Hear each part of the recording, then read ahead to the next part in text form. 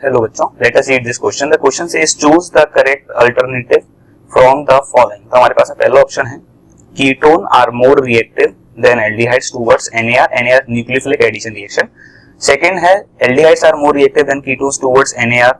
Third है formaldehyde is the least reactive carbon compound towards NAR. Fourth है steric hindrance does not play a role to affect the reactivity of carbon compound towards NAR. तो इसमें से कौन सा correct statement है ये हमें बताना है. तो इस क्वेश्चन को सॉल्व करने के लिए जो की कॉन्सेप्ट हम लोग यूज करेंगे कि बेसिकली न्यूक्लियोफिलिक एडिशन रिएक्शन किस तरीके से होती है कीटोन और एल्डिहाइड के ऊपर. तो अगर हम लोग अपना ये कार्बन कंपाउंड ले लेते हैं तो इस कार्बन कंपाउंड पर जब हम लोग न्यूक्लियोफाइल का अटैक कराते हैं तो कब आपका न्यूक्लियोफाइल का अटैक तेज होगा या फिर कब धीरे होगा तो ये किस तरीके से पता चलता है. ये डिसाइड करता है इस कार्बन का डेल्टा पॉजिटिव चार्ज. जितना ज्यादा डेल्टा पॉजिटिव चार्ज यहाँ पर होगा उतना तेजी से आपका न्यूक्लियोफाइल अटैक करेगा और जितना कम होगा उतना धीरे से करेगा. So higher the delta positive charge on carbonyl carbon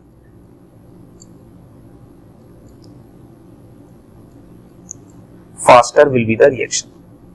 Faster will be the reaction. तो जितना ज्यादा आपका डेल्टा पॉजिटिव चार्ज होगा उतना तेज आपकी रिएक्शन होगी. अब अगर हम लोग कीटोन और एल्डिहाइड में बात करें, जैसे हमारा कीटोन ले लिया हमने RC डबल बॉन्ड OR और यहाँ पे हमने एल्डिहाइड ले लिया RC डबल बॉन्ड OH. तो यहाँ पे अगर आप ध्यान से देखो ये क्या है, इलेक्ट्रॉन रिलीजिंग ग्रुप है. ये क्या है, इलेक्ट्रॉन रिलीजिंग ग्रुप है.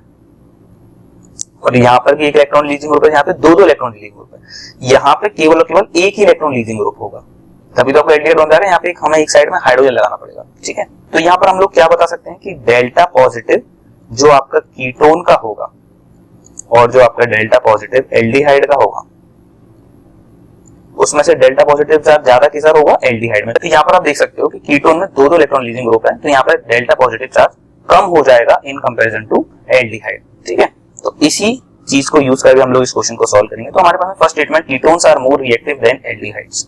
तो भाई कीटोन ज्यादा रिएक्टिव होंगे एल्डिहाइड, एल्डिहाइड ज्यादा रिएक्टिव होंगे. क्यों? क्योंकि यहाँ पर ज्यादा डेल्टा पॉजिटिव चार्ज है. सो एल्डिहाइड्स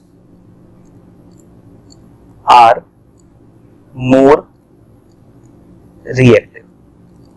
ठीक है, एल्डिहाइड ज्यादा रिएक्टिव होते हैं कीटोन कंपैरिजन में. ठीक है, एक थर्ड स्टेटमेंट हमसे बोला गया है formaldehyde is the least reactive carbonyl compound towards NAR.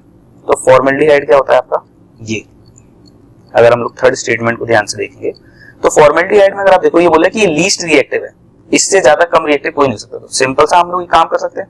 अगर यहाँ पे हमने CH3 लगा दिया, अब देखो पहले यहाँ पे कुछ डेल्टा पॉजिटिव चार्ज है और यहाँ पे कुछ डेल्टा पॉजिटिव चार्ज है. अब अगर हमने यहाँ पे CH3 लगा दिया तो डेल्टा पॉजिटिव चार्ज और कम हो जाएगा. अगर और कम हो गया तो इसकी रिएक्टिविटी और कम हो जाएगा, लेस रिएक्टिव.